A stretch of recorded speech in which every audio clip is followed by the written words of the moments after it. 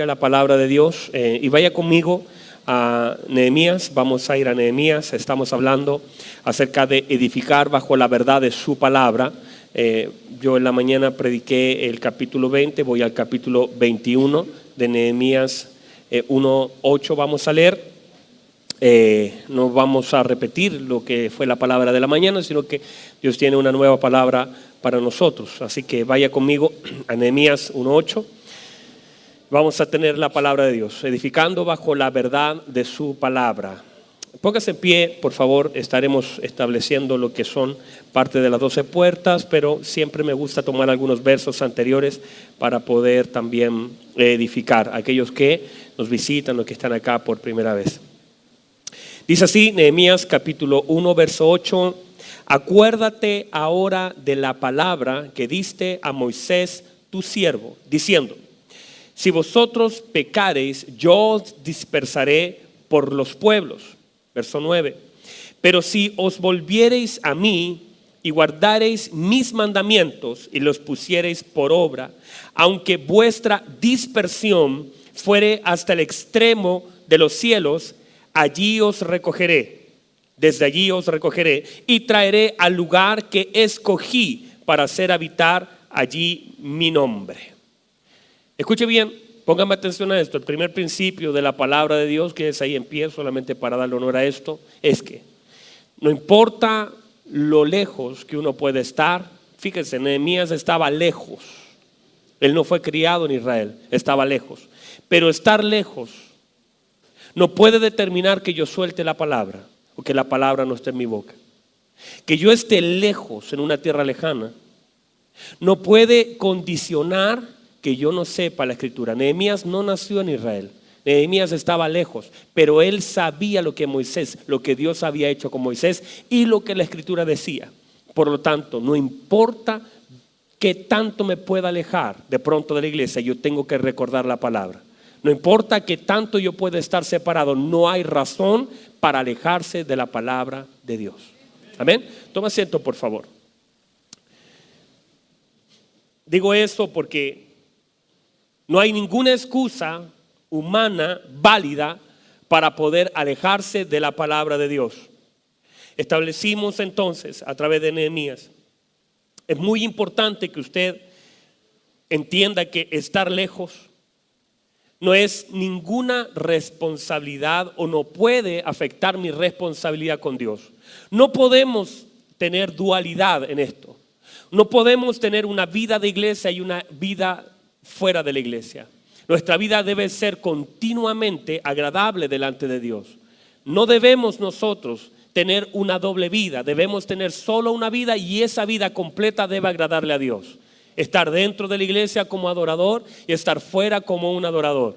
No podemos separar eso. No podemos decir en la iglesia, ponernos el chaleco de cristiano al entrar y salir sacándonos esa chaqueta de cristiano. No, nuestra vida debe ser agradable delante de Dios. Aquí, en el trabajo, en la casa, respeto en todo lugar levantando, dice la escritura, en todo lugar levantando manos santas. Por lo tanto, eso quiere decir que mis manos deben ser levantadas, que yo tengo que presentarme en todo lugar como un hijo de Dios. ¿Me dice amén a eso? Entonces establecí un principio que quisiera hoy solamente repasar. Necesitamos, escuche bien, madurar. Necesitamos, escuche bien, crecer para dejar de ser carga de alguien más y pasar a ser el sustento de alguien más. Debemos nosotros, cuando somos inmaduros, somos la carga de alguien, pero la madurez nos hace ser el soporte de alguien más. Por eso es importante que nosotros entendamos que envejecer es obligatorio, pero crecer es optativo. O sea, usted va a envejecer, quiéralo o no, pero crecer depende de usted. Usted determina si quiere crecer. Usted va a definir cuánto puede crecer. ¿Por qué? Porque crecer está en el desarrollar, el exponerse al riego, a la palabra de Dios, a ser formado. El tener la disposición a ser formado. La Biblia establece, lo decía mi esposa en la mañana, que el pueblo perece por falta del conocimiento. Hay tantas cosas de las cuales nosotros comenzamos a fallar a Dios. Comenzamos a quedar expuestos por la falta del conocimiento de la palabra de Dios.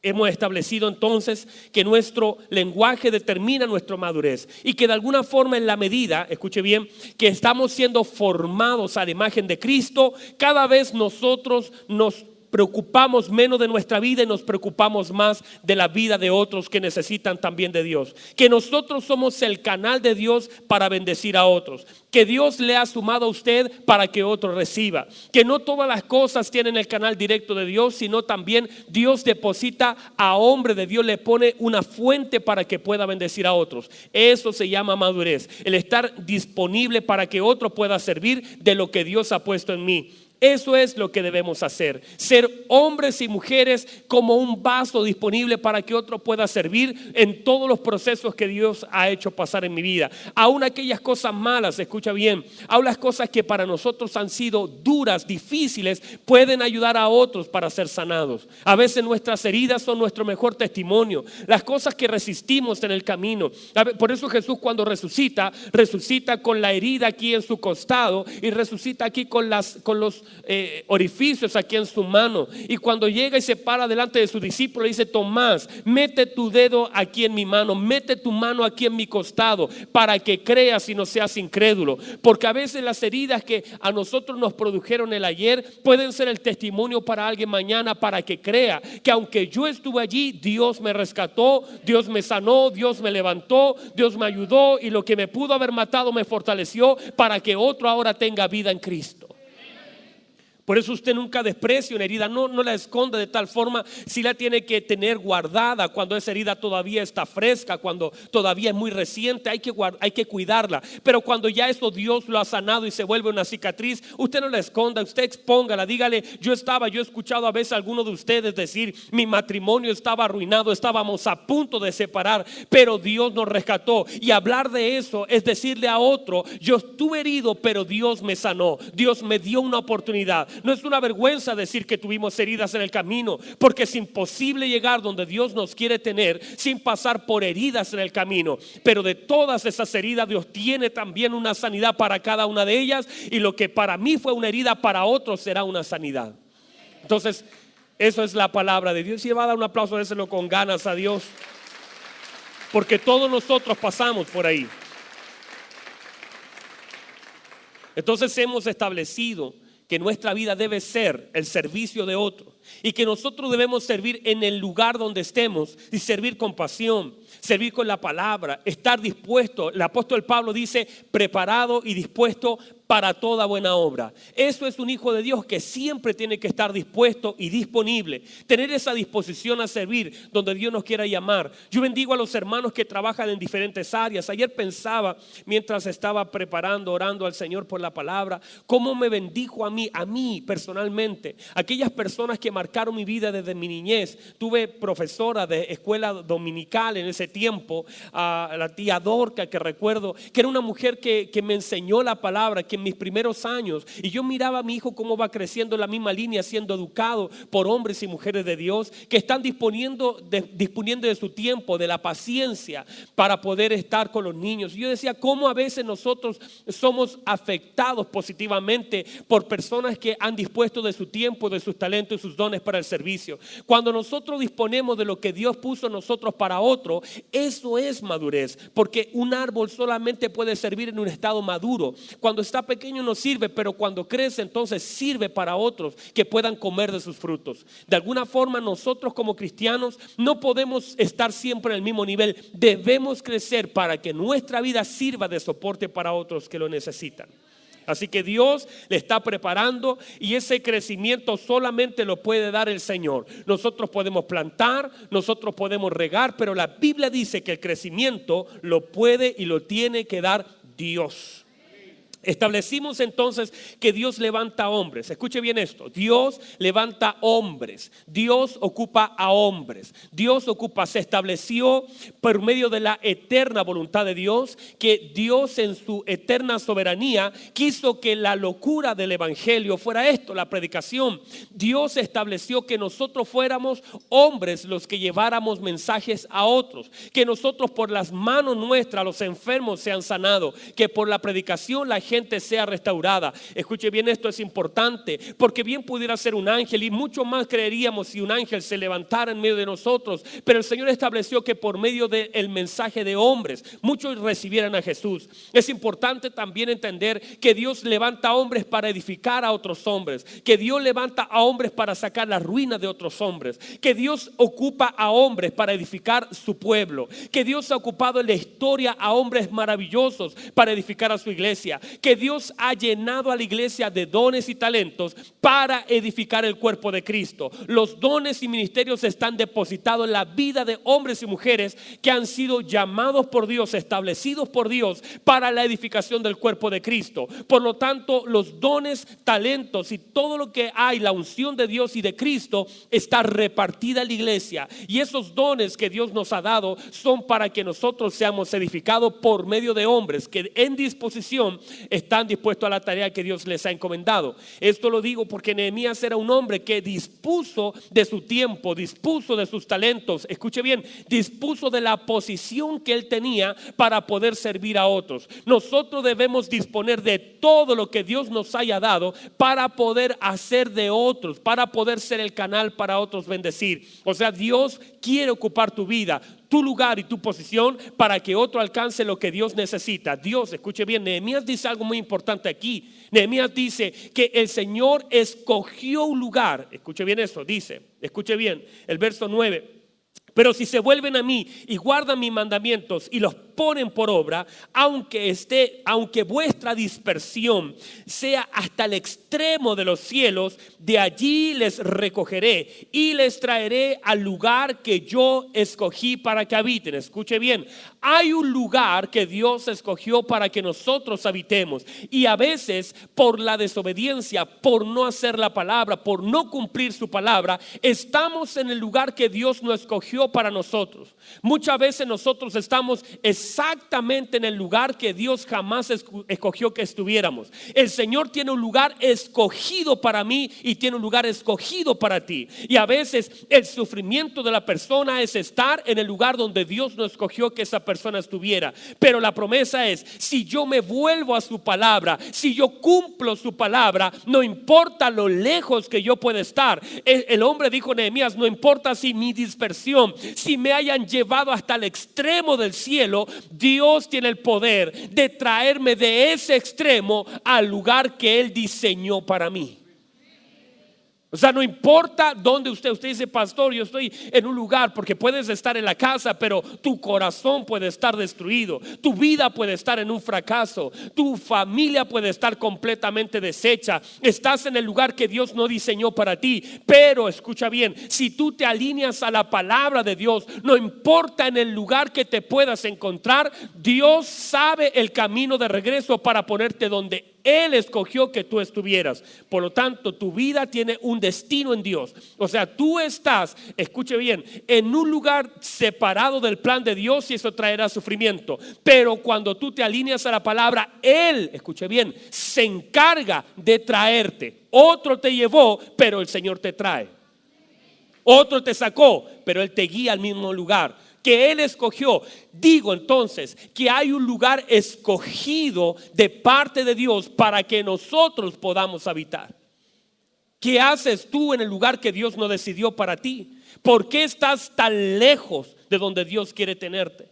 Es allí donde nosotros debemos entonces, Él dice el Señor, pero si guardan mis mandamientos, los pones por obra. Eso es, no solamente escuchar, sino guardar la palabra y ponerla por obra. Entonces esa es la línea conductora entre dónde estás y donde Dios te quiere tener. Guardar su palabra y hacer sus mandamientos. ¿Me dice amén a eso? Bueno, Nehemías es un hombre de Dios poderoso.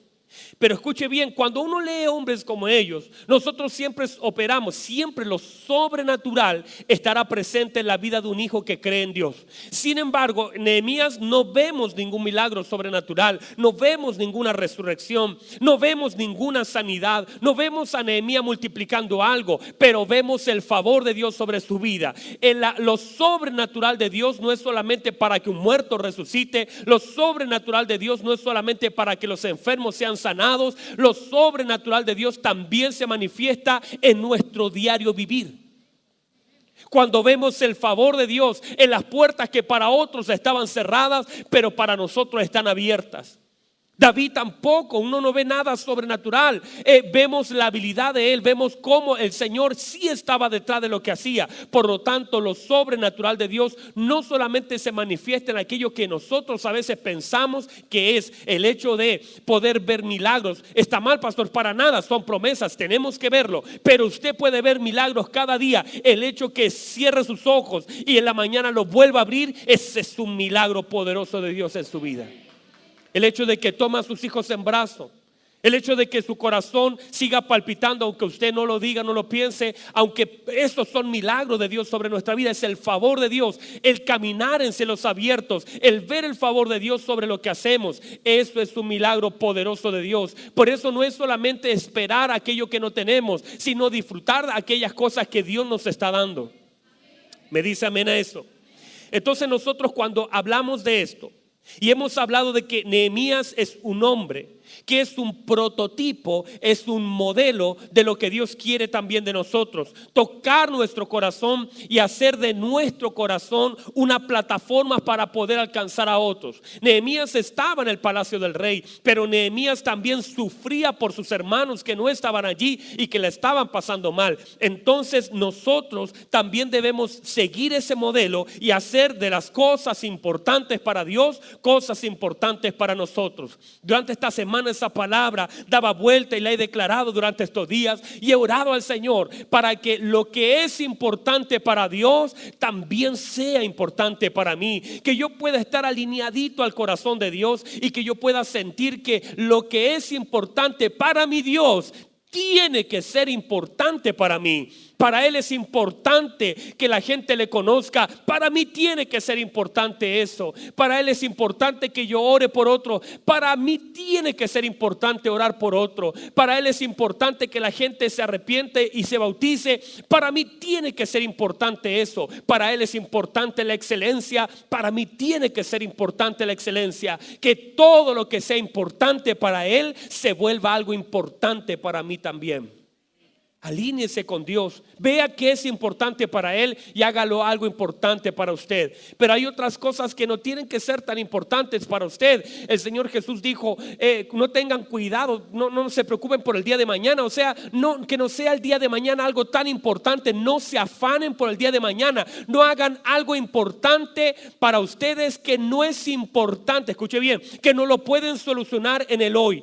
Hagan cosas importantes, busquen el reino de Dios y su justicia, y todas las demás cosas les serán añadidas. Porque el Señor dijo, no se afanen por el día de mañana, porque cada día trae su propio mal. Y así como mi Padre cuida de las aves que no trabajan, no hilan, cuánto más Dios no cuidará de nosotros. Entonces a veces hacemos de el día de mañana algo más importante que el día de hoy, cuando nosotros no podemos ni siquiera resolver el mañana, ni tampoco podemos afectar el hoy. Lo que debemos hacer es confiar en Dios, que el que me ayudó ayer me está ayudando hoy y tiene todo controlado ya mañana. Y buscaré el reino de Dios y su justicia, y tengo la fe que todo lo demás será añadido por mi Dios. ¿Me dice amén a eso? Entonces, cuando hablamos de Nehemías, hablamos de un hombre que está alineado con Dios para hacer, y que los muros y las puertas que a veces nosotros vemos y que han sido restauradas y que hemos visto paso a paso su restauración, no solamente sirven para proteger, sino para separar. Hay cosas que Dios quiere que restauremos para que hagamos una separación. No podemos seguir con las mismas cosas que antes de conocerle. No podemos, escuche bien, vivir de la misma manera que vivimos antes. Tiene que haber una separación. Cuando Dios ha llegado a mi vida, algo en mi vida es separado, algo en mi vida es transformado. Por eso las puertas no solamente hablan de los accesos, sino también de la separación. Cuando se comienza todo este proceso de restauración, lo primero que fue restaurado fue el templo. Lo primero que Dios movió fue a levantar el templo. Y vino el gobernador Zorobabel, vino el profeta Josué y vino también el profeta Ageo. Ellos entonces comenzaron a levantar lo que es el templo. Y cuando comenzaron a levantar este templo, entonces ellos vieron que en 22 años la gente fue floja. En Ageo capítulo 1 se nos da una luz acerca de esto, y el Señor hace una recriminación al pueblo y le dice: ¿por qué están tan preocupados de sus casas y no se preocupan de la mía? ¿Por qué están afanados por lo de afuera y no se preocupan por lo de adentro? Y de alguna forma ellos no se estaban dando cuenta que estaban trabajando mucho pero recogiendo poco. El Señor le dice: trabajan demasiado pero recogen poco, y cuando recogen el saco está roto, porque están trabajando mal, están orientando mal su esfuerzo. Pero si se dedican a edificar la casa de Dios, entonces podrán recoger mucho, pero dentro del saco todo será multiplicado. Escuche bien eso. Porque cuando trabajamos en la dirección correcta, aunque recojamos poco, nos puede alcanzar.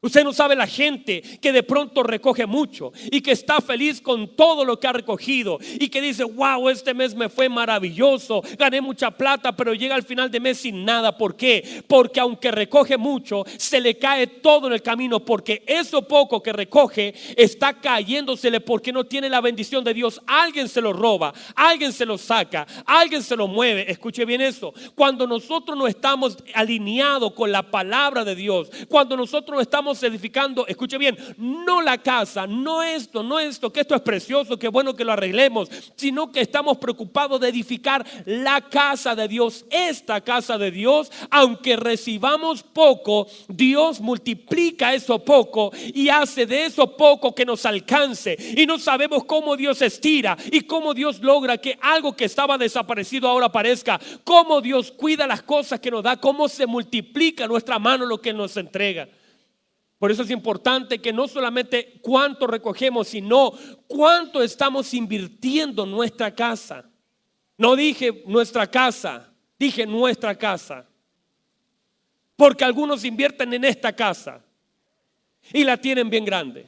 La casa es una mansión, pero en esta invierten muy poco.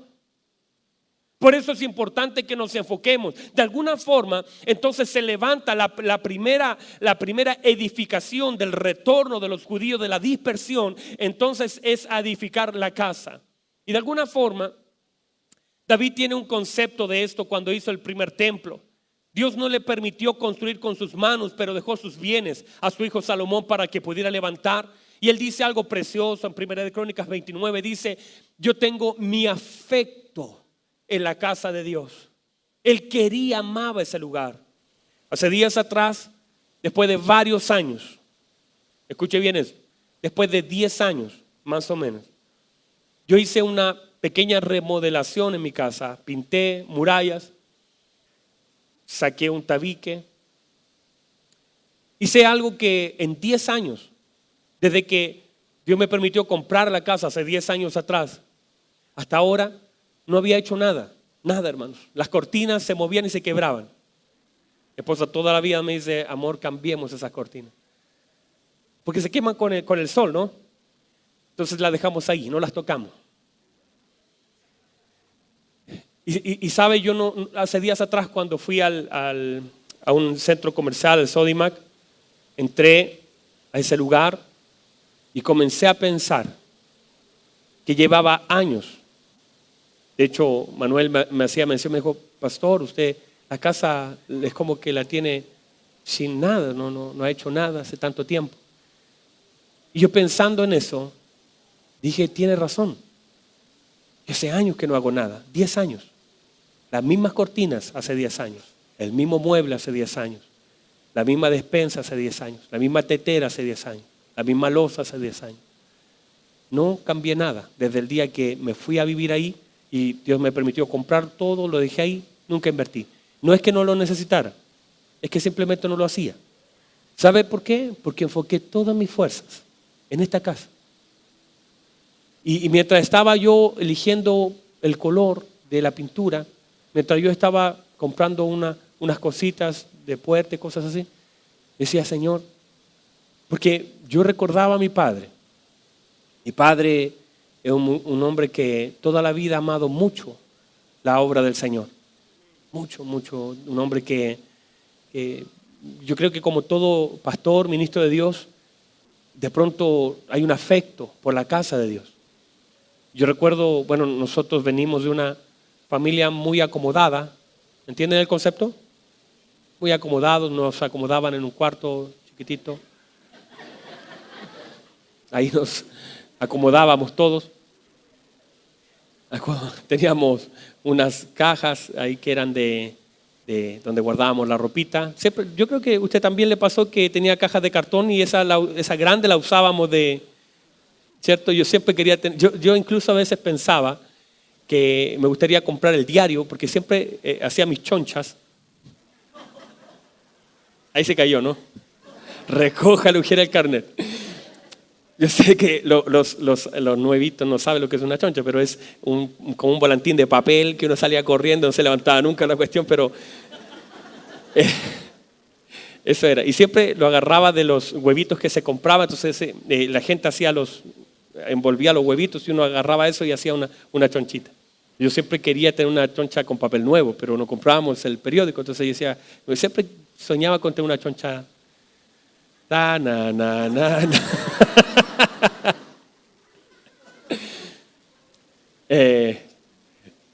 Bueno, entonces eran tiempos donde yo recuerdo en la infancia, 12 años, 13 años, como yo amaba la palabra de Dios. A los 12 años yo me presentaba a la prueba de historia lleno acá de David, de Goliat, porque en las noches yo me quedaba toda la noche. No había noche en que mi mamá no fuera a la pieza a sacarme la Biblia de la cara, por eso tengo así como media. Es impresionante cómo, de hecho tengo una Biblia ahí en la oficina, una bien vieja, no sé si algunos la han visto, bien viejita. Esa Biblia siempre estaba en mi cara, porque me quedaba así leyendo la Biblia y me dormía, durmiendo la Escritura. Y eso siempre fue así, amaba la palabra de Dios. Y decía que en realidad nuestra casita no era tan, pero mi padre se encargaba de cada detalle del templo. No faltaba la pintura, no faltaba el techo, si algo se rompía y estaba. Yo el calefón lo vine a conocer a los 20 y algo años. Toda la vida nos vayamos pero mi papá a la iglesia. Ahora eso a mí no es una recriminación. Es que cuando uno ama la casa de Dios, uno ama las sillas donde los hermanos se sientan. Estamos ahora arreglando el hall. Yo quiero que haya un hall hermoso, unas plantas preciosas, que los hermanos lleguen a este lugar. Estoy negociando usted sabe que tenemos un auspiciador en la iglesia que se llama Fantasilandia. Nos ha auspiciado hartas cosas que hemos hecho y le dije el otro día, les quiero renovar el contrato, aunque está vigente, pero yo le dije, tengo ganas de renovarles el contrato por un par de tiempo más, pero me tienen que pavimentar todo afuera. Entonces estoy negociando con ellos para poder pavimentar afuera porque quiero dejar bonito, impecable. Yo quiero que usted entre y se sienta bien. Quiero hacer una nueva sala, cuando yo llego, mi lenguaje es hablar incluso del templo. Y yo decía, Señor, cuando estaba comprando este tiempo, he puesto tanto mi afecto en la casa de Dios. Para mí es tan importante que usted se sienta cómodo. Es tan relevante que usted llegue a este lugar y diga, ay, huele bien. Que usted entra a los lugares y diga, qué lindo está todo pintado. Me molesta cuando algo no es así. Es porque uno tiene el afecto en la casa de Dios. Y cuánto más en esta casa debemos invertir. Cuánto más usted. Y si usted invierte en esta casa, si usted invierte en la presencia de Dios, si usted edifica su casa, el Señor también, escuche bien, aportará su vida. Y no importa si le dan poco, Dios lo va a multiplicar. Dios lo va a multiplicar en el nombre de Jesús. Dios lo va a multiplicar. Entonces lo primero que fue restablecido fue entonces el templo. El Señor comenzó de adentro, escuche bien, hacia afuera. Lo lógico es que cuando se va a restaurar una ciudad, lo primero que debiese ser restaurado es el muro. Cuando alguien va a construir, ¿qué construye primero? Pero cuando uno va a hacer una obra, ¿qué hace primero? Primero hace lo cierra, lo cerca. ¿Cierto? Nadie comienza a construir sin muros. Alguien va a construir. Usted cuando ve algo que se va a construir, lo primero que mandan a hacer es el cierre perimetral. ¿No es así? Es lo primero, porque usted dice, tengo que guardar lo que está adentro. Entonces, antes de construir, yo pongo el cierre perimetral y luego comienzo a construir lo de adentro. Pero en este caso, el Señor comienza la construcción de adentro hacia afuera. Es exactamente el mismo modelo siempre. Cuando se hace el lugar santísimo, se comienza, el tabernáculo se comienza desde adentro del lugar santísimo, luego viene el lugar santo y luego se cierran los atrios. Siempre el modelo es de adentro hacia afuera. Es lo mismo en nosotros. Por eso hay cosas que usted todavía no ve por fuera, pero porque Dios está trabajando por dentro. Y cuando lo de adentro comienza a ser trabajado, lo de afuera va a ser proceso, va a ser la conclusión del proceso de lo que adentro se estuvo haciendo. Por lo tanto, lo de afuera, cuando ya lo de afuera está trabajado y está ordenado, es que Dios comenzó por dentro. No podemos comenzar de afuera hacia adentro, debemos comenzar desde adentro hacia afuera. Yo no puedo decirle a usted, mi hermano, usted póngaseme una chaqueta, cámbiese. No, porque no es el modelo. Lo primero tiene que ser trabajado lo de adentro, y cuando lo de adentro está bien, entonces lo de afuera se somete a lo que hay adentro. Es así. Entonces comenzó el Señor y lo primero que hizo fue el templo. Restauró la adoración, restauró el sacrificio. Luego de eso, entonces viene Esdras, por ahí 58 años después vino Esdras y trajo una reforma, una vuelta a la palabra. Luego de eso, 13 años después, ahora llega Nehemías y llega para reedificar ahora los muros. Y ahí estamos en la reedificación de los muros, en la reedificación de las puertas. Y déjenme entonces hablar, ya hemos hablado de varias puertas, cerca de 10, me quedan solamente 3. Y déjenme hablar de la puerta, que es hablamos en la mañana de la puerta oriental, hablamos de la puerta dorada, de lo que significa, de cómo hay puertas que tienen que estar cerradas y solamente se deben abrir proféticamente cuando la presencia de Dios está allí. Pero hoy déjenme hablarle de la puerta del juicio, llamada la puerta del juicio, que es la puerta número 10. Esta es la puerta del juicio. Esta puerta del juicio era donde eran traídos los que debían ser juzgados a los ancianos. Cuando habían algunos casos que debían ser expuestos, entonces eran traídos para que se hagan las evaluaciones o los juicios a la luz de lo que Dios exigía. En este lugar se levantaban ciertas sentencias, por eso se llamaba la puerta del juicio. Además de eso, era en el lugar donde ingresaban los extranjeros a Jerusalén y se les daba algo así como una visa para ingresar. Los extranjeros se inscribían en ese lugar antes de entrar a Jerusalén. Además de eso, esta puerta llamada la puerta del juicio, no solamente eso, sino que era la puerta donde se presentaban las personas para recibir instrucciones y para dar luego entonces reporte de las instrucciones. Era una puerta entonces donde se recibía la instrucción, se recibía la orden para los atalayas y los guardas de la ciudad y luego se entregaba el reporte. A esa puerta se le llamaba la puerta del juicio. Y de alguna forma, si usted me acompaña en 2 de Corintios capítulo 5, versículo 10, dice así: porque es necesario que todos nosotros, ¿quiénes? Todos nosotros. Dice, porque es necesario que todos nosotros comparezcamos ante el tribunal de Cristo. Esto es distinto al gran trono blanco que aparece en Apocalipsis, que tiene que ver con todas las naciones. Esto es el tribunal donde estamos nosotros los que hemos creído.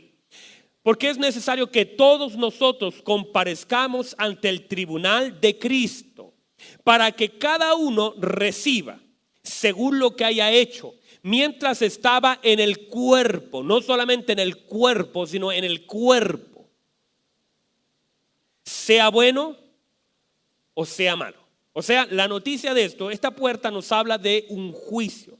Nos habla también de la mayordomía. Escuche bien esto. Se establece entonces que todos nosotros, los que hemos creído en el Señor, algún día seremos llevados al trono de Cristo, al tribunal de Cristo. Y en ese lugar a usted se le va a pasar la cuenta de lo que hizo bien, de lo que no hizo y de lo que hizo mal. Y cada uno recibirá de acuerdo a lo que haya hecho. Por eso la Biblia dice que cuando Cristo venga, traerá en sus manos la recompensa de cada uno según sea su obra. O sea, lo que usted hace no pierde recompensa. Lo que usted está haciendo no pierde recompensa. Lo que usted pueda hacer en el cuerpo de Cristo, por eso la Biblia dice, esto dice, según lo que haya hecho mientras estaba en el cuerpo, no solamente en el cuerpo físico, sino tiene una lectura que en el cuerpo de Cristo. Por eso todo lo que nosotros aportamos al cuerpo de Cristo y lo que hacemos en nuestro cuerpo un día será juzgado para ser recompensado por el Señor. Por eso el Señor dijo, no hagan tesoro aquí en la tierra donde se corrompe, lo incorrompe, donde la gente roba, donde se mina y se hurta, sino hagan tesoro en el cielo donde nadie puede robar ese depósito. Allí todo lo que nosotros hacemos tendrá una recompensa. Todo lo que usted hace por Dios, por la iglesia, todo lo que usted se esfuerza tiene una recompensa en Dios. ¿Está contento por eso? Pero también el hecho de no hacer también será juzgado. Por eso es importante, la Biblia dice que el que sabe hacer lo bueno y no lo hace le es pecado. Ahora, ¿cómo vamos a ser juzgados en esto? ¿Por qué? De alguna forma esta puerta nos habla de la importancia de la responsabilidad de lo que recibimos, la instrucción que Dios nos dio y también las tareas encomendadas de parte de Dios, y que de alguna forma en algún momento se nos va a pasar la cuenta de lo que se nos entregó. A eso se le llama mayordomía. Vaya conmigo a Mateos capítulo 25. Mateos capítulo 25, verso 14. Dice así: porque el reino de los cielos es semejante, es como un hombre que yéndose lejos llamó a sus siervos y les entregó sus bienes. A sus siervos. ¿Y les entregó qué? Lo que Dios te ha dado es algo bueno, bien, algo bueno, sus bienes. Lo que tú has recibido de parte de Dios son los bienes de Dios. Lo que tú tienes es lo bueno de Dios. Y les entregó sus bienes. Y a uno dio 5 talentos, y a otro 2, y a otro 1. A cada uno conforme a cada uno conforme a qué. Entonces lo que recibimos de parte de Dios tiene que ver con la capacidad que Dios sabe que nosotros tenemos. O sea, lo que usted no recibe es porque usted no es capaz de soportarlo. Pero lo que a usted se le confía es lo que Dios determina que usted es capaz. Por eso a veces me extraña cuando alguien dice, ay, no sé, vamos a tener otro hijo, no vamos a ser capaz. Usted no recibe un hijo si usted no es capaz. Ay, yo no sé si voy a poder soportar esta. Usted puede, porque usted es capaz y Dios sabe que usted es capaz. Usted recibe lo bueno de Dios porque Dios sabe que usted es capaz. Hay gente que dice, ay, pastor, es que yo no sé si pueda con esta responsabilidad. Claro que puede, porque Dios determina que usted tiene la capacidad de soportar lo que Dios le está dando. Es más, no solamente eso, todo ataque que venga del diablo, Dios sabe que usted es capaz de resistirlo. Todo lo que el diablo quiera hacer en su contra no llegaría a usted para destruirlo. Llega para mostrarle a usted y a ese diablo que usted está preparado para resistir cualquier ataque que él pueda enviar. Jamás nos vamos a enfrentar con algo que Dios sepa que nosotros no podamos vencer. Estamos capacitados por Dios para resistir todo ataque del diablo. Usted es capaz de resistir. Nunca diga, no, yo no puedo. Usted todo lo puede en Cristo que lo fortalece. Esa palabra no puede estar en su lenguaje. Ay, pastor, es que yo no sé si pueda. Sí puede soportar. Usted puede resistir. Usted puede soportar. Usted lo puede alcanzar. Hay sueños que no llevan su nombre. No son sueños de usted. Usted dice, ay, pastor, es que toda la vida he sentido el deseo. No es que usted lo sintió, es que el Espíritu Santo lo depositó, porque es la dirección donde Dios lo quiere llevar. Hay algunos que dicen, ay, pastor, es que yo sueño tener una casa de acogida. Pastor, es que yo sueño ir a las naciones. Yo sueño, pastor, en tener algo grande. No es que sea un sueño tuyo. No lo has podido sacar. No te lo han podido matar, porque no es un sueño tuyo. Eso es un sueño del Espíritu Santo puesto en tu vientre espiritual, que los hombres no pueden tener acceso, porque los sueños de Dios los hombres no los pueden matar.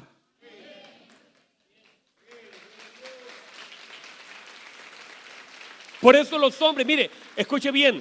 Llega José, llegan los hermanos de José y dicen: vamos a matar. Y mire lo que dicen: y vamos a matarle para ver qué ha de ser de sus sueños.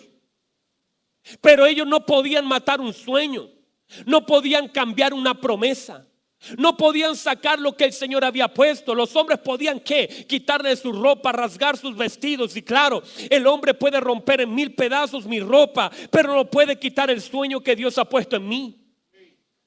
Porque lo que Dios puso, no hay diablo que lo pueda sacar. Los hombres podrán destruir mis vestidos, pero jamás podrán destruir mis sueños. Los hombres podrán empujarme en una cisterna, pero de allí Dios me puede sacar. Los hombres me pueden meter a una cárcel, pero cuando llega el tiempo de Dios, no hay cárcel que me pueda detener. Los hombres pueden acusarme injustamente, como a José acusarlo de violador, pero cuando llega el momento, no hay acusación tan grande que contenga lo que Dios quiere hacer sobre la vida de un hombre que le ha creído a Dios. Los hombres intentarán ahogar los sueños, pero Dios le da vida, que es lo que Él puso en nosotros. Por eso nosotros debemos confiar que Dios, escuche bien esto, que Dios, el que ha depositado el sueño, escuche bien, también lo puede financiar. Alguien tiene que tomar esa palabra. Porque si Dios puso un sueño en ti, escuche bien, primero lo puso un sueño, una promesa. Lo puso porque Dios quiere que tú lo hagas, y porque Él puede financiarlo en ti, y porque Él te está capacitando para que tú lo logres. Jamás usted va a recibir algo de Dios que sea una cosa que Dios no quiera respaldar. Todo lo que viene de Dios es porque Dios sabe que usted es capaz y sabe que Él le va a proveer. Por eso a veces nosotros empezamos a tomar la calculadora y decimos: bueno, 2 más 2, 4, no me alcanza. No, porque no te tiene que alcanzar a ti, porque aquel que lo soñó y lo puso en ti también te dará los recursos para que lo puedas hacer. Por eso la Biblia dice que a cada uno le dio de acuerdo a su capacidad. Lo interesante de esto entonces es que Dios tiene más para dar, pero nosotros no tenemos más capacidad para recibir. No es que Dios no nos quiera dar más, es que nosotros nuestra capacidad es limitada. ¿Qué debemos hacer? Aumentar nuestra capacidad. Saque cosas que estén ahí ocupando capacidad innecesaria. Saque, elimine. Hace días atrás mi celular me dijo: ya no puede tener más fotos porque está lleno. ¿Y cómo va a estar lleno? Estaba lleno mi celular, saturado. Entonces yo dije: tengo que comenzar. ¿Qué puedo hacer? No le puedo meter un nuevo chip. ¿Qué tengo que hacer? Eliminar cosas. Y comencé: la foto no me gusta, aquí tampoco, este video está feo, esto tampoco. Y comencé a eliminar cosas y la capacidad me aumentó. Ahora puedo recibir más fotos. Hay cosas en tu vida que están ocupando capacidad y que tienes que sacarlas de ti. Para que se establezca lo nuevo, tiene que salir lo viejo.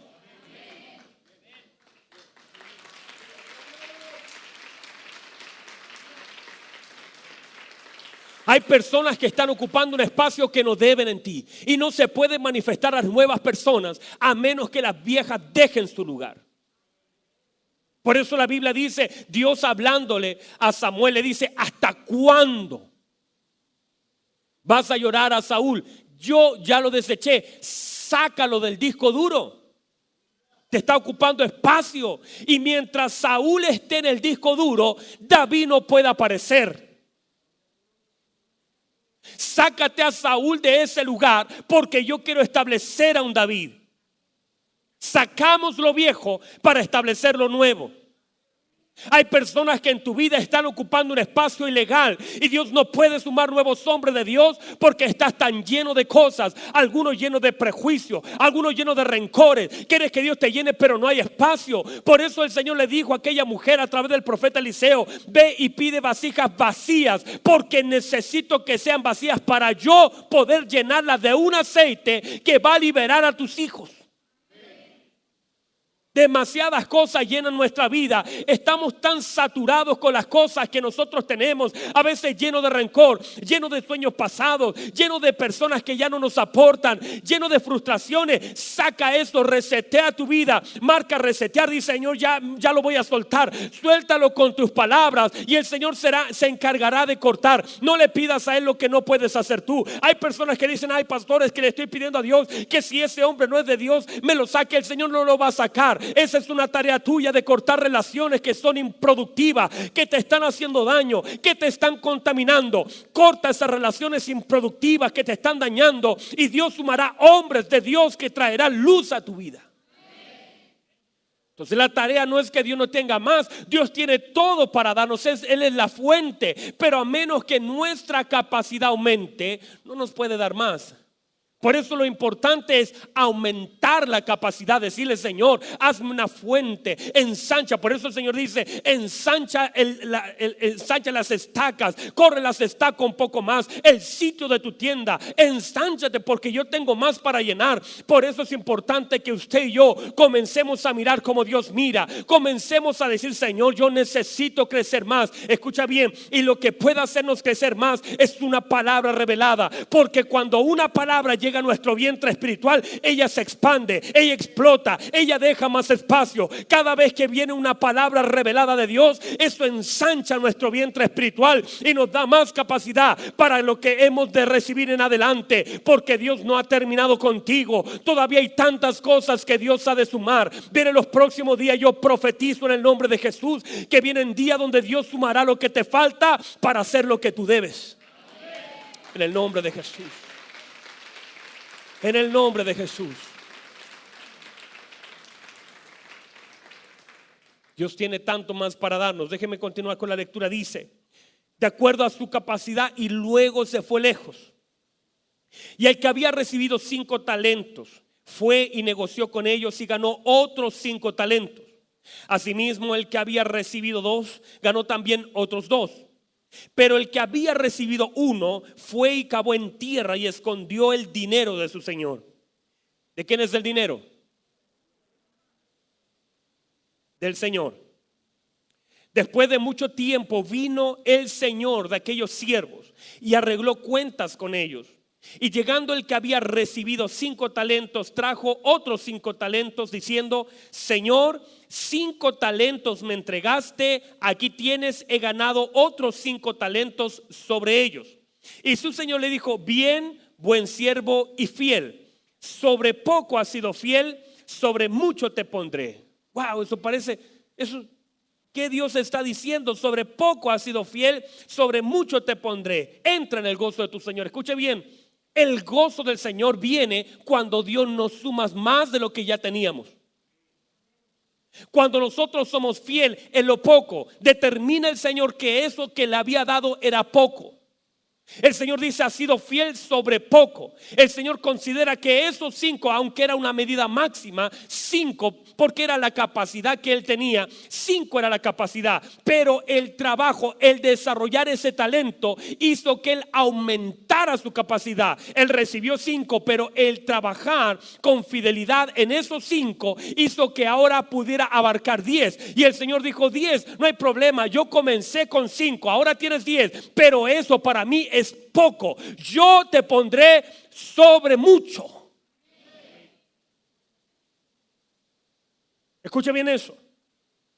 Lo que el Señor está diciendo: fuiste el que más recibiste. Recibiste 5, pero tu trabajo, tu esfuerzo, tu dedicación, tu multiplicación hizo que ahora tuvieras capacidad de 10. Pero aunque tienes 10, para mí eso es poco. Yo quiero ponerte sobre mucho. La palabra de Dios es para ti. No importa con cuánto empezaste, no importa cuánto fue el inicio de lo que hiciste, lo que el Señor te sumó, lo que entendiste que debías hacer. Pero si trabajas en lo que Dios te ha dado, el Señor te dice: aunque lo multipliques, aunque comenzaste con 1 y ahora tengas 5, el Señor dice: todavía es poco. Yo, si eres fiel, yo haré que pongas tu vida sobre mucho. Yo llenaré tu vida de mucho. Lo que Él está pensando es que si tú has sido fiel en lo poco, también vas a ser fiel en lo mucho. Pero a veces tenemos problemas con la fidelidad a Dios. Entonces, con lo poco que hemos recibido somos infieles. Y a veces no nos damos cuenta cómo nosotros somos tan infiel con Dios que nuestra vida, la mayordomía, recuerda, estamos hablando de la puerta, de lo que se nos entrega, de lo que se nos encomienda y del reporte que nosotros estamos dando, la puerta del juicio. Y a veces nosotros debiésemos presentarnos avergonzados delante de Dios porque no hemos sido fiel en lo que Él nos ha dado. La Biblia establece, si no somos fieles en lo ajeno, ¿quién o cómo se nos va a confiar lo propio?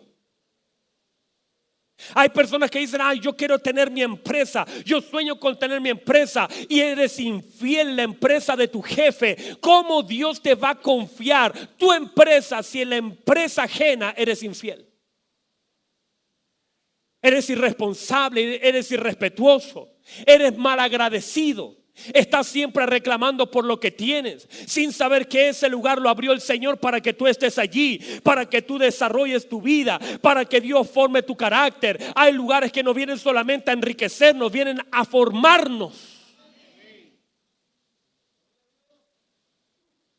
Esos lugares son los procesos de Dios sobre sus hombros, porque si Dios se encuentra que eres fiel en ese lugar que no es tuyo, entonces el Señor dice, por tanto, eres fiel en lo ajeno, cuando venga lo propio serás más fiel. Pero debo pasarte por ese lugar. Por eso Jacob no tuvo ninguna ovejita. Todas las ovejas eran de Labán. Pero la Biblia dice que él fue fiel. Durante 20 años él fue fiel a las ovejas de Labán. Pero luego la Biblia dice, capítulo más adelante, que Jacob era el hombre más rico sobre la tierra, porque fue fiel en lo ajeno. Ahora Dios le dio lo propio. Pero no esperes tú ser fiel, escuche bien, ser infiel en lo ajeno y que Dios te bendiga para tener lo propio. Está muy duro eso.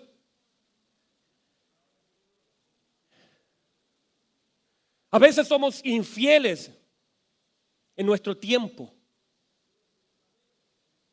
Queremos que el Señor nos sume más, pero con lo que tenemos somos infieles. Nuestro tiempo lo dedicamos a cada uno. Escuche bien, el Señor dice, diezmad en todo, aún en el tiempo. 24 horas Dios nos da a todos. Debiésemos por lo menos 2 horas 40 entregarle al Señor diariamente. Por lo menos dedicarle minutos a Dios por las noches. Pero somos infieles con nuestro tiempo. Queremos que Dios sea fiel con nosotros, pero nosotros somos infiel con Él. ¿Cómo queremos alcanzar el favor de Dios si nosotros somos infieles en la mayordomía de nuestro tiempo, de nuestros recursos, de nuestros talentos? ¿Cuántas cosas, escucha bien, tú tienes capacidades dadas por Dios? Tú tienes habilidades puestas por Dios. Tú tienes características diferentes dadas por Dios. En tu trabajo todas las semanas te felicitan. Eres bueno en lo que haces, pero en la iglesia no activas. En la iglesia no estás aportando. La Biblia dice que cada uno tendrá que comparecer ante el tribunal de Cristo para decir cuál fue su aporte que hizo en el cuerpo.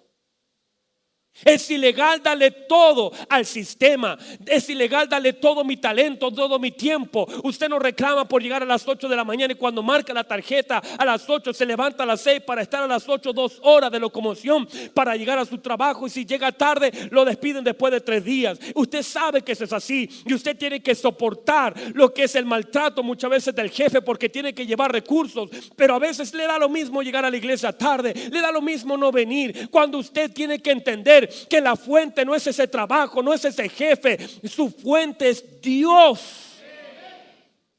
Esa es su fuente, Dios es su fuente. Y bien pudiese terminarse ese trabajo, irse a la quiebra esa empresa, pero Dios te puede seguir sosteniendo. Dios te puede seguir sosteniendo porque la fuente de tu vida no es un trabajo, no es un cheque a final de mes. Ese te lo pueden robar, te lo pueden quitar, te pueden estafar, pero un hombre que confía en Dios jamás quedará con sus manos vacías. Un hombre que confía en Dios, lo que hace Dios lo hace prosperar. Entonces cambiamos.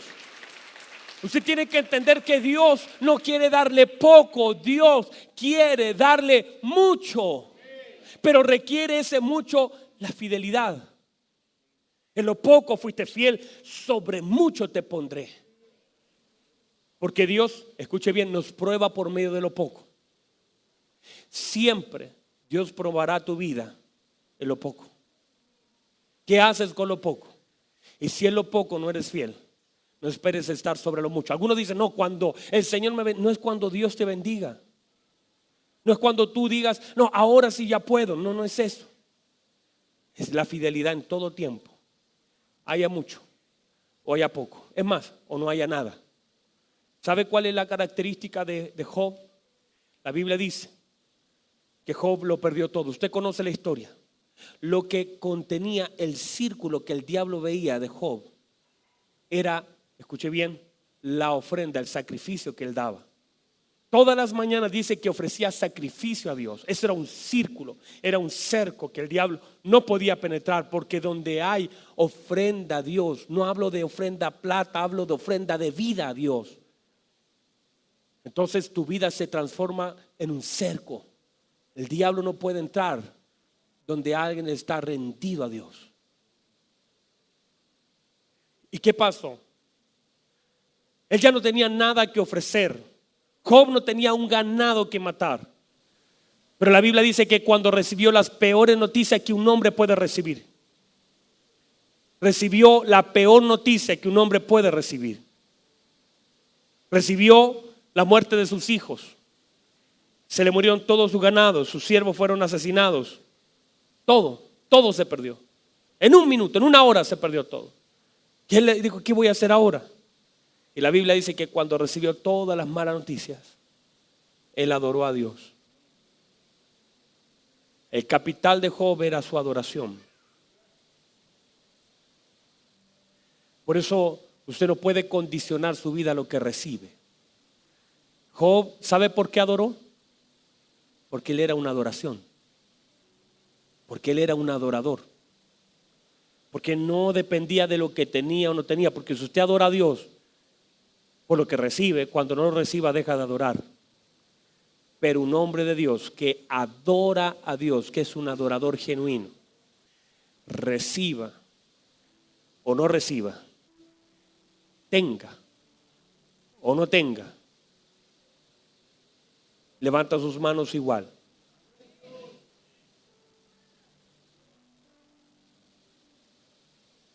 Habacuc lo dijo: aunque la higuera no florezca, aunque la vid no haya fruto, aunque las vacas sean robadas y quitadas de la majada, aunque todo se vea vacío, yo no estoy en la dimensión de moverme o adorar por lo que veo, porque lo que veo a veces condiciona mi adoración. Y a veces solamente es la prueba para mostrar de qué estamos hechos acá adentro. Él dijo a Habacuc, no, yo no me voy, si no hay vacas, si no hay ovejas, yo no, eso para mí no. Si no hay vaca, no hay ovejas, si la vid no da fruto, si la higuera si no hay nada, con todo, yo me gozaré, yo me alegraré en el Dios de mi salvación, porque Él hace mis pies como de siervas y en las alturas me hace andar. Mi adoración no está condicionada a lo que veo o a lo que tengo. Si no veo, adoro y me alegro. ¿Cómo alguien se puede alegrar si no ve y no tiene? Solamente niveles de adoración. ¿Cómo alguien puede gozar? Con todo ¿cómo alguien se puede gozar? Eso hay que tener una relación con Dios y saber que estamos adorando a un Dios que conoce nuestra necesidad antes que usted la ponga en su boca, antes que usted doble sus rodillas. Dios sabe cuál es su necesidad. Dios te conoce. No te vayas a equivocar con Dios, porque Dios te conoce.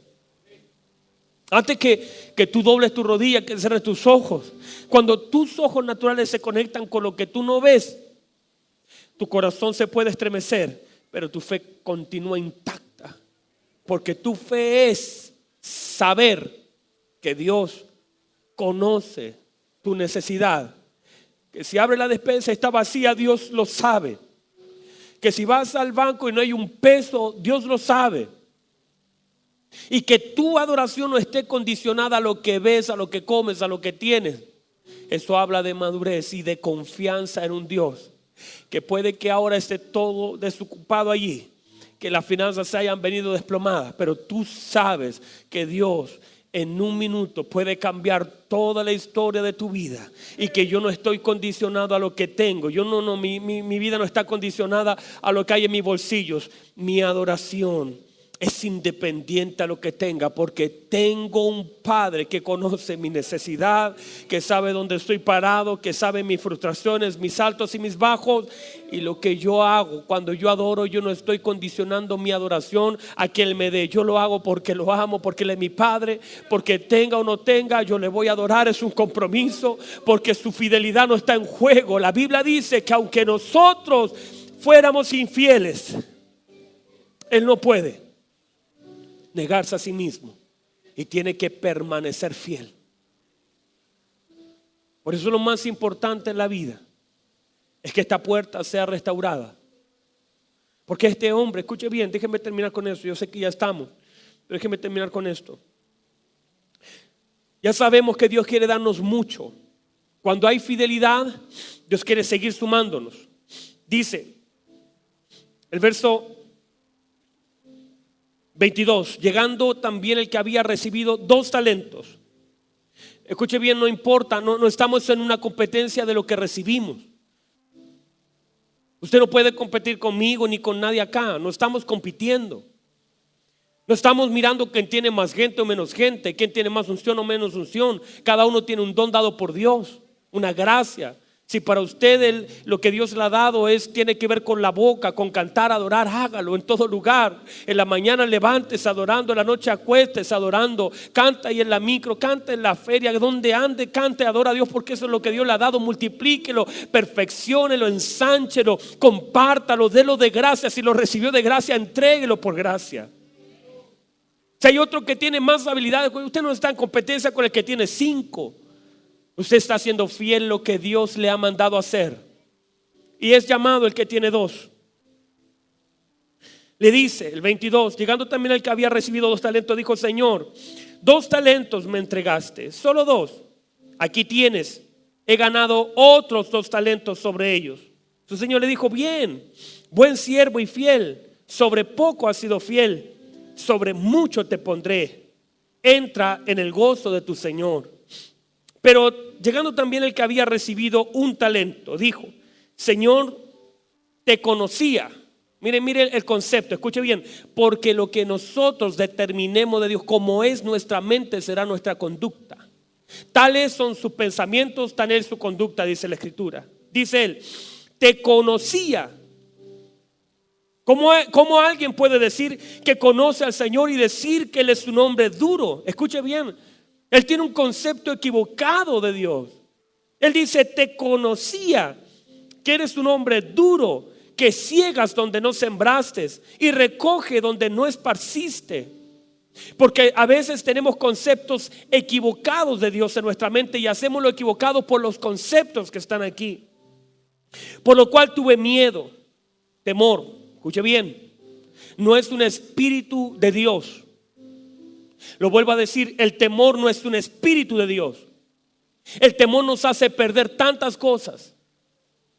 El temor fue el que escondió a Adán detrás. El temor fue el que hundió a Pedro. El temor no dejaba a Timoteo desarrollar su ministerio.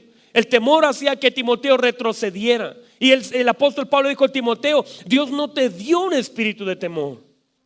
Y tuve miedo. O sea, el miedo fue, escuche bien, este condicionante de miedo fue el que no le permitió la multiplicación de lo que tenía. Dice: por lo cual tuve miedo y fui y escondí tu talento en tierra. Aquí tienes lo que es tuyo. Respondiendo su señor le dijo: siervo malo y negligente, sabías que ciego donde no sembré y recojo donde no esparcí. Por tanto debías haber dado mi dinero a los banqueros, y al venir yo hubiera recibido lo que es mío con los intereses. Quítenle pues el talento y dadle al que tiene 10 talentos. Escuche bien, porque al que tiene le será dado y tendrá más. Reciba eso. Porque al que tiene, le será dado y tendrá más. Y al que no tiene, aún lo que tiene, le será quitado. Y al siervo inútil, echadle en las tinieblas de afuera, allí será el lloro y el crujir de dientes.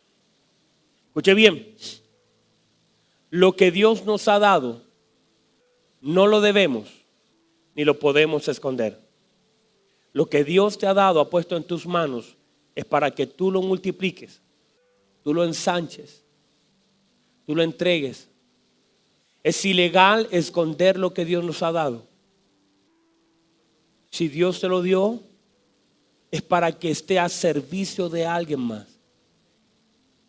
Si es solamente uno, alguien puede decir, pastor, es que yo solamente sé decir poesía. Haga las mejores poesías para Dios.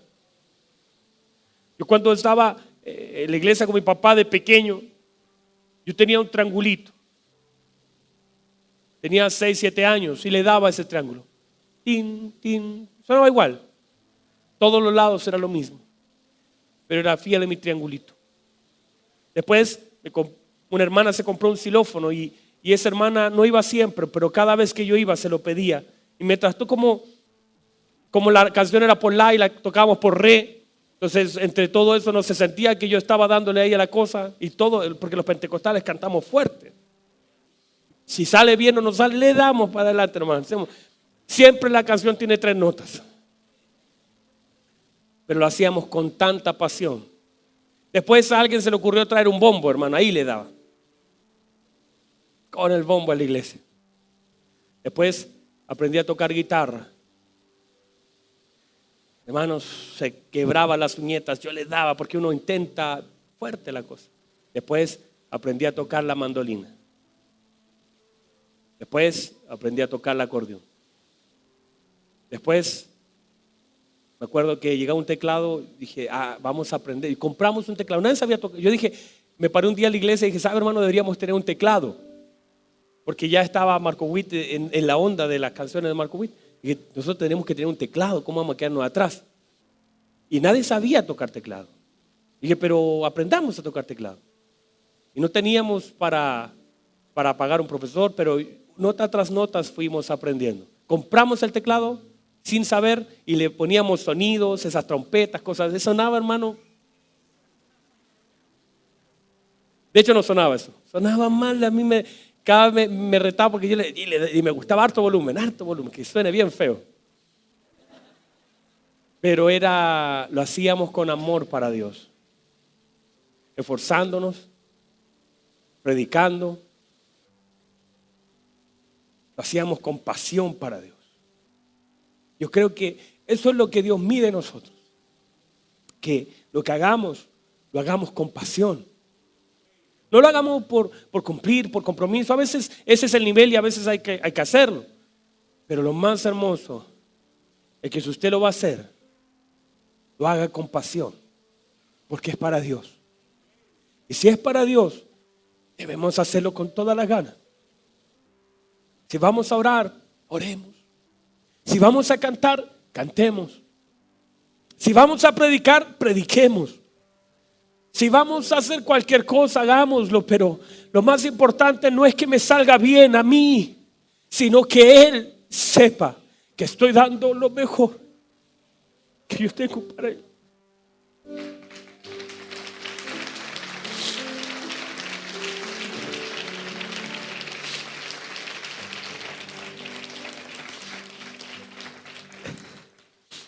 Teníamos un hermano ahí en la iglesia que era muy crítico, muy crítico. Yo recuerdo que cada vez que yo predicaba, me tocaba, a mis 12 años comencé a predicar.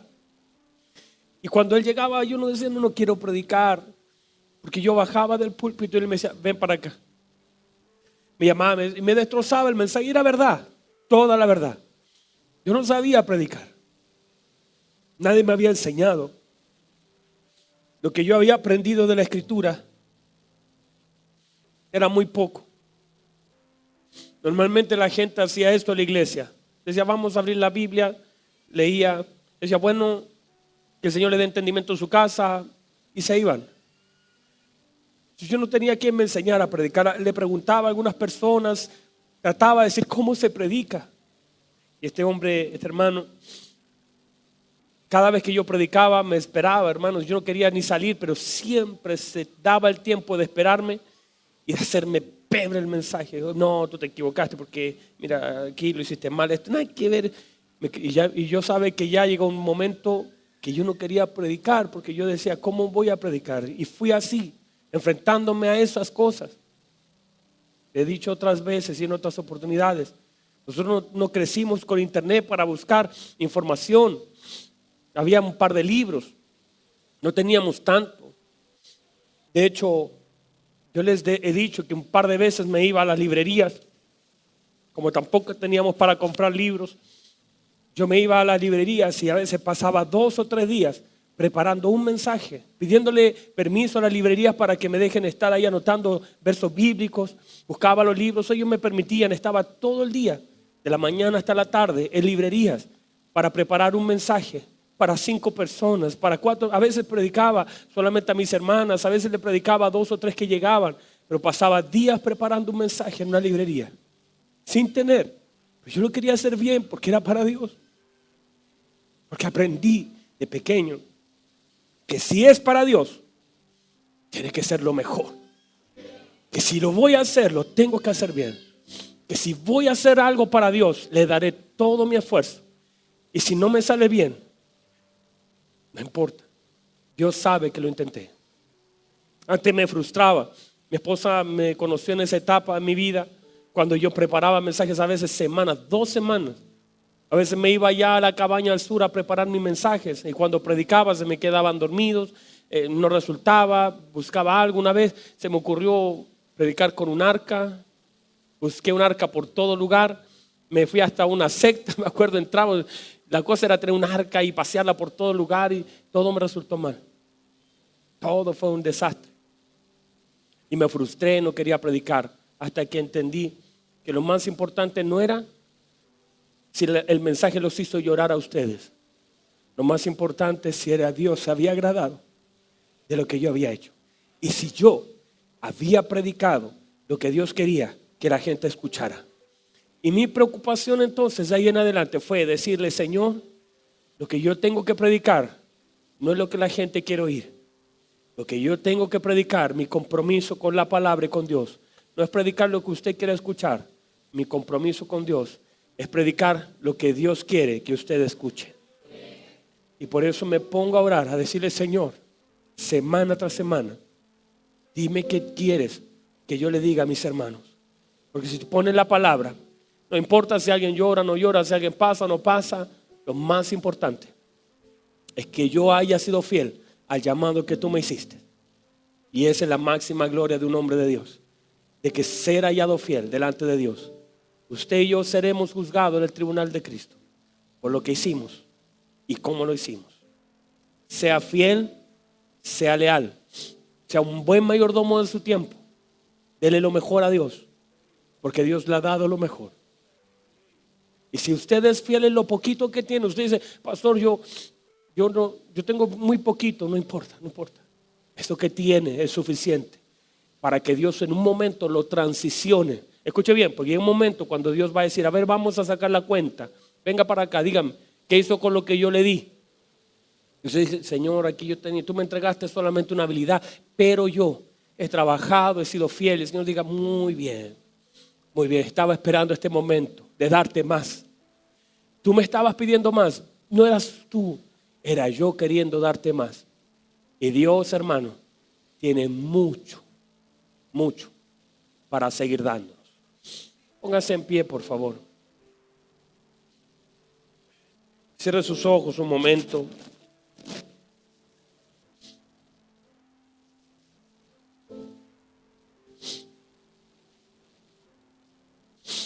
Vamos, cierre sus ojitos y dígale, Señor, te voy a dar lo mejor. Seré fiel en lo que tú me has pedido. Quizás no tengo tantas habilidades, solamente sé saludar. Quizás no tengo tantas habilidades, sé cantar. Quizás no puedo identificar todos los dones y talentos que tú me has dado, pero en todo lo que me has dado, yo seré fiel y responsable. Ahí donde estás, dile: Señor, sé que llegará ese día donde tú me vas a llamar para preguntarme qué hice con la juventud que me diste. ¿Qué hice con el tiempo que me entregaste? ¿Qué hice con los años que me has dado? ¿Qué hice con la salud? Usted no se imagina cuánta gente yo voy a ver y me dice: pastor, si el Señor me sana, si el Señor me da un año más, si Dios me da, me puede sacar de este hospital. Pero siempre nosotros estamos pretendiendo lo que no tenemos. Trabaje usted con lo que Dios le ha dado, y si eres hallado fiel delante de Dios, Dios te seguirá sumando más. Escuche bien: para aquellos que son fieles jamás habrá restas. Dios siempre multiplicará cuando hay fidelidad. Dios siempre multiplicará cuando hay fidelidad en lo que Dios te ha encomendado a hacer. Sea fiel y Dios no te va a fallar. Padre, gracias. Levántame sus manos, por favor. Padre, aquí están nuestras manos dispuestas a trabajar. Tú sabes los dones y talentos que nos has dado. Tú sabes mi capacidad. Quizás tengo capacidad solo de uno. Quizás me has puesto 2 o 3. Quizás solamente tengo el tiempo y no sé. Pero lo que tengo que tú me hayas dado, lo voy a ocupar en tu reino y seré el mejor. No voy a competir porque no es una competencia. Bendigo al que tiene 5. Bendigo al que le has dado 10 porque ese hombre ha sido fiel. Bendigo a aquellos que tienen grandes talentos, que son excelentes predicadores, que son excelentes pastores. Los bendigo. Sigue bendiciéndole más, porque tu palabra dice: al que tiene le será dado más. Dale más, oh Dios. Pero lo que tú me has dado, Señor, yo quiero ser fiel en lo que tú me has dado. Quiero darte lo mejor de mi vida, de mi tiempo. Quiero darte lo mejor. Le decía en la mañana a los hermanos, mientras usted tiene sus ojos cerrados, que a mis 15 años yo le hice esa oración a Dios diciendo: Señor, yo te entrego mi juventud para que tú guardes mi vejez. A los 15 años le dije: Señor, te entrego mi vida y te entrego mi juventud. Te daré mis mejores años. Quizás no iré donde otros van. Quizás mis compañeros quieren irse a todo lugar y yo no podré. Y así fue. No pude estar en un club deportivo porque estaba predicando en la calle. Cada domingo a las 4 de la tarde estaba allí predicando al aire libre, ensayando con el coro. Le di mi juventud, me esforcé. Le dije: Señor, te daré todos mis años. La fuerza que tenga la voy a desgastar en ti para que tú me guardes. Y Dios ha sido fiel. Han pasado los años y sé que hay algo reservado mayor para mí. Mientras tú le des lo mejor al Señor, mientras tú seas fiel a lo que Él te ha dado, el Señor nunca va a restar en ti. La gente va a decir: oiga, usted no tenía ese talento. Sí, Dios me lo sumó. Usted no tenía esto el año pasado, claro que no, pero fui fiel con lo que Dios me había dado y Dios ha ido siguiendo sumando. Hay cosas que Dios ha sumado. Dios quiere multiplicar. Dele más al que tiene más, dele más. No hay medida para el que tiene. Cuando hay fidelidad en tu vida, lo que la gente verá en ti es que cada vez habrá más, habrá más, habrá más, habrá más. Dios tiene mucho. Dios dice: has sido fiel en lo poco, te pondré sobre mucho. Hay más para ti, hay mucho más para ti. Vamos, hay más para ti. Señor, gracias por darnos tanto y aún saber que todo lo que has dado para ti es poco. Pero creemos, Señor, que estamos entrando en la dimensión donde tú verás que seremos fieles en lo que nos has dado. Y Señor, gracias por lo que vas a sumar. Aumenta nuestra capacidad. Queremos sacar cosas en nosotros. Hoy restauramos la puerta de lo que recibimos y lo que nosotros damos. El informe que daremos será bueno. Señor, hemos sido hallados fiel delante de ti. Gracias por eso, Dios.